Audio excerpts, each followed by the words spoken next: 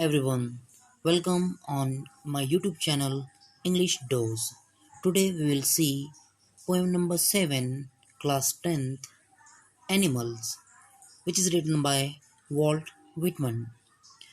Before starting the poem, first of all take introduction to the poem. Walt Whitman has shown the comparison between human beings and animal in this poem. He has pointed out the evil present inside the human brain, which he thinks animals don't have. That is why he thinks that animals are much better than human beings. So this was all about the introduction to the poem Animals. About the poet Walt Whitman, born on 1819 and died 1892, is a major figure in early American poetry. He broke the tradition of rhymed and metrical poetry. He was famous for writing a new kind of poetry which was in free verse. The poem Animals is from his work Song of Myself in Leaves of Grass. Let's continue with the poem Animals one by one. I think I could turn and live with animals. They are so placid and self-contained. I stand and look at them long and long. Underline the word placid, Placid, placid. It means calm or peaceful. Next word contained, Contained, contained. It means keep up control. In this stanza, the poet says that he wants to live in the world of animals. Here we can say that the poet finds the world of animals better than that of human beings. He further says that he finds animals more peaceful than humans. He says so because animals are not running after worldly things like human beings. They are calm and have no greed for worldly things or any kind of achievements. They are self-contained means they are happy with the life and never interfere in the lives of others. Humans have the habit of interfering in the lives of others, but the animals don't have. So the poet thinks that animals are better than human beings for calm and not interfering in the matters of others. The poet further says that these are the reasons why he stands still and looks at the animals for a very long time. Next stanza. They do not sweat and whine about their condition. They do not lie awake in the dark and weep for their sins. They do not make me sick discussing their duty to God. Not one is dissatisfied, not one is demented with the mania of owning things. Underline the word sweat, Sweat, sweat, here it means complain. Next word whin, Whin, it means cry. Next word sins, Sins, it means wrongdoing.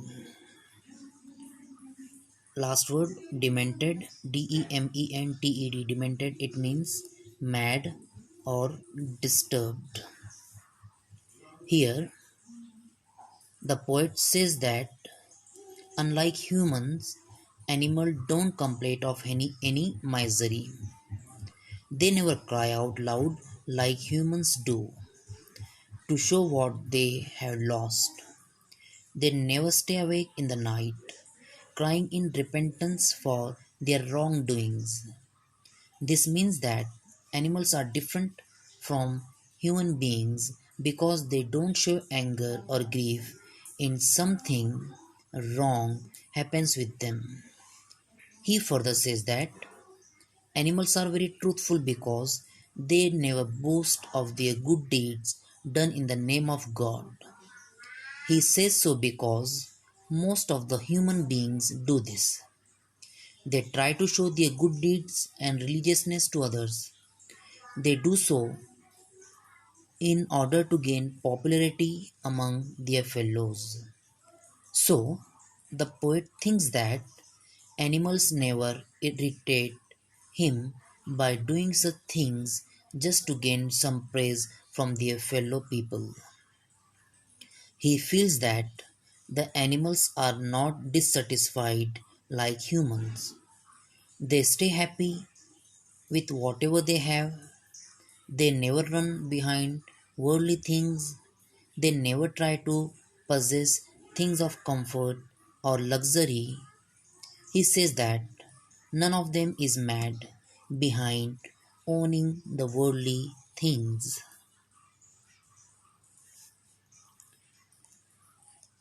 Not one nails to another, nor to his kind that lived thousands of years ago.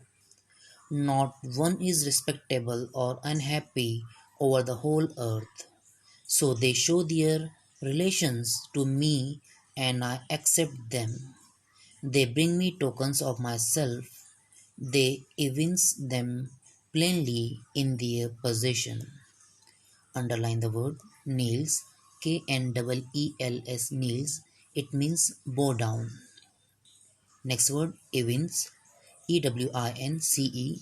It means show or reveal. Possession, Possession. Possession. It means ownership of something. Tokens, Tokens. Here it means the qualities. Here the poet says that he has never seen any animal showing his devotion to anyone by bowing down in front of the person. They never do so even for their ancestors. They do not show devotion towards God like humans do. No one among them is more respectable or important as we have in human society. In human beings, rich people are generally given more importance and are treated with more respect as compared to the poor. But in the society of animals, they never do so. They never give more or less importance to any other animal. Everyone in the animal world is happy. They are not like human beings who find themselves the happiest or the saddest person on earth. Further, the poet says that animals are more honest in showing their relations with other animals.